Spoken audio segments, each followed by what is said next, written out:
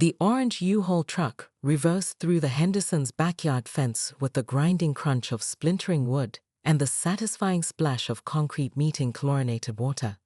Karen Whitmore gripped the steering wheel, her knuckles white as pool tiles, watching through the side mirror as the truck's rear bumper disappeared beneath the surface of what had been, until 30 seconds ago, a pristine in-ground swimming pool.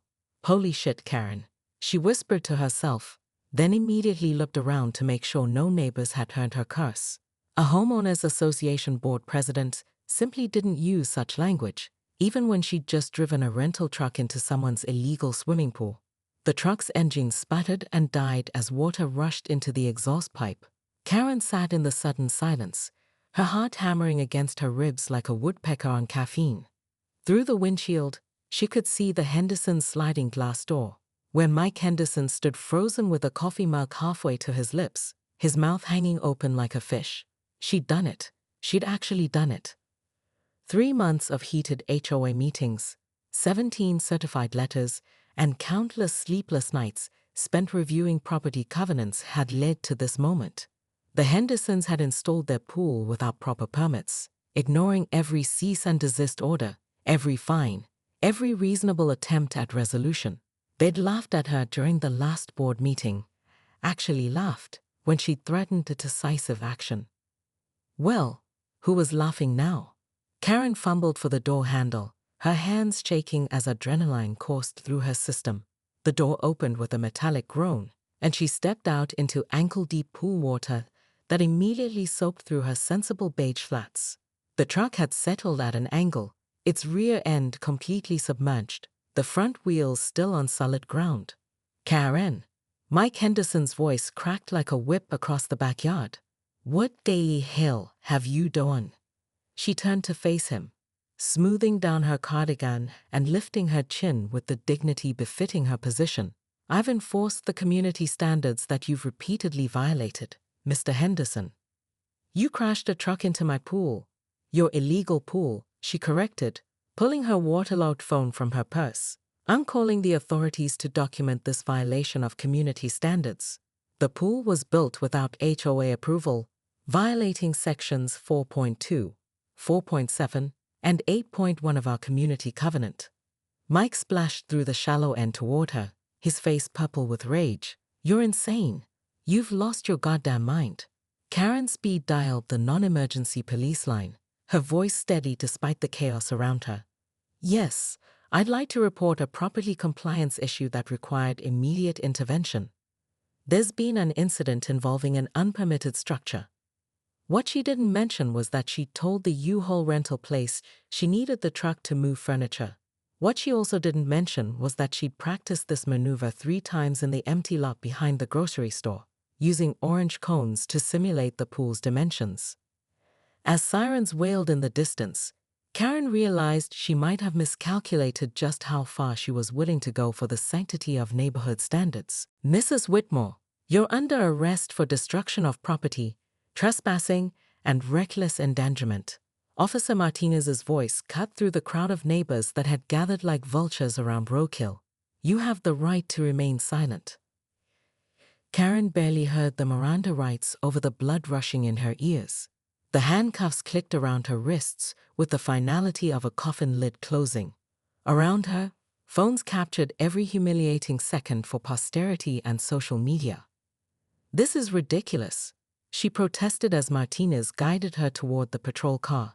"I was enforcing legally binding community standards. They violated multiple covenant sections." "Ma'am, you drove a truck into someone's swimming pool. That's not enforcement. That's vandalism." 17 hours later, Karen sat in her living room, released on bail but facing a mountain of legal troubles that made Mount Everest look like a speed bump. Her husband Richard paced the hardwood floors, his normally perfect hair disheveled from running his hands through it. $43,000, Karen. That's what Mike Henderson's contractor quoted for repairs. Richard stopped pacing and stared at her with the look usually reserved for roadkill. "Plus the U-Haul damage, plus your legal fees, plus the emergency HOA board meeting they've called for tomorrow night," Karen finished, reading from her phone. "They're voting on my removal as president." Good. Maybe some jail time will knock some sense into you. Karen flinched as if he'd slapped her. In 22 years of marriage, Richard had never raised his voice to her. She'd been the one who yelled, who fought, who took charge when things needed handling. Now she sat in her pristine living room, surrounded by her carefully curated throw pillows and motivational wall art, feeling smaller than she had since middle school.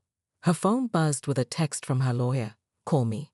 The Hendersons are adding emotional distress to the lawsuit. This is getting expensive.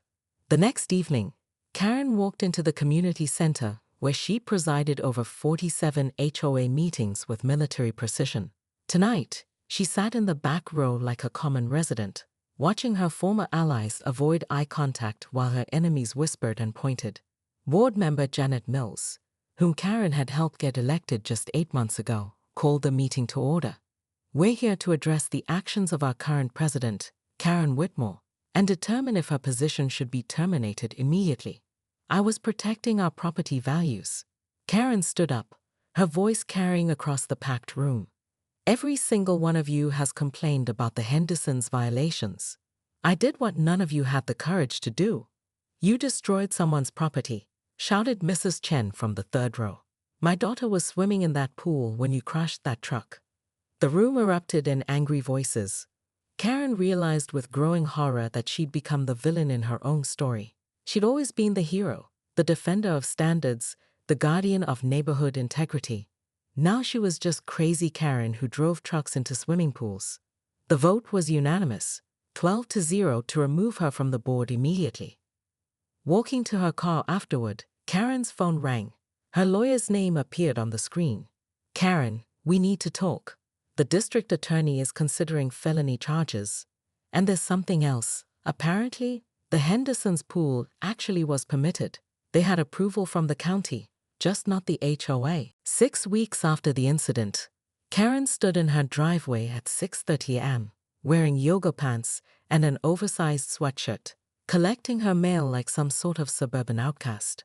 The morning ritual had become her daily walk of shame, dodging neighbors who once sought her approval for fence colors and garden gnome placement. The stack of legal documents had grown thicker than a phone book. Lawsuits, insurance claims, criminal court dates, and a notice that the HOA itself was suing her for bringing the community into disrepute. Her lawyer had stopped returning calls after she'd missed the third payment. Morning, Karen. She spun around to find Mike Henderson approaching, coffee mug in hand, looking surprisingly calm for someone whose pool had been violated by construction equipment. Mike? She clutched the mail to her chest like armor. Aye. How's the pool repair going? Finished yesterday. Got a diving board this time. Really pisses off the neighbors. He grinned, and Karen caught a glimpse of the mischievous troublemaker she'd been battling for months. Want to see something interesting? Against her better judgment, she followed him to his backyard. The pool looked exactly as it had before her rampage, except for the new diving board and what appeared to be a small plaque mounted on the fence. Read it, Mike said. Karen squinted at the bronze plate, in memory of the U-Haul truck that gave its life for neighborhood justice. May it rest in pieces. N.K. Despite everything, the lawsuits, the humiliation, the crumbling marriage, the whispered comments at the grocery store, Karen laughed. Actually laughed, for the first time in 6 weeks. You're an ass, Mike Henderson. Yeah, but I'm an ass with a legally permitted pool. He sipped his coffee. Karen, can I ask you something? What the hell were you thinking? She stared at the water, remembering the satisfaction she'd felt watching that truck disappear beneath the surface. I was thinking that rules matter, that if we don't enforce standards, everything falls apart. And now? Now I think maybe I was just scared. Of what? Karen considered the question while watching ripples chase across the pool's surface. Of not being in control, of not being needed, of being ordinary. Mike nodded slowly. You know, the HOA's been falling apart since you left. Nobody wants to be president now. Janet Mills quit after 2 weeks. Good. They're desperate. Apparently, some residents have been asking about you coming back. Karen's head snapped up. What? Nothing official. But Mrs. Peterson mentioned that at least you got things done. Even if your methods were, he gestured toward the plaque, certifiably insane? I was going to say memorable. Karen's phone buzzed with a text from an unknown number. Hi, Mrs. Whitmore. This is Dave from Maple Street. Would you consider running for HOA president again? We need someone who actually cares. The current board approved a 7-foot inflatable flamingo in the Johnsons' front yard. She showed Mike the message. He read it and shook his head. 7 feet? That's just tacky. Completely inappropriate for a residential neighborhood. Karen agreed automatically, then caught herself. Wait, am I doing it again? Probably, Mike said. But maybe that's not entirely a bad thing. Someone needs to keep the flamingos in check. As Karen walked home, more texts arrived from neighbors. Apparently, chaos had indeed followed her departure from the HOA board. Part of her felt vindicated. Part of her felt terrified that she might actually consider going back. Her phone rang, her lawyer, finally returning her calls. Karen, I have good news and bad news. The good news is that the Hendersons want to settle out of court. The bad news is they want you to personally apologize at the next HOA meeting. Karen looked back at Mike's house, where the memorial plaque caught the morning sunlight. Schedule the meeting, she said. After all, she had a 7-foot flamingo situation to investigate.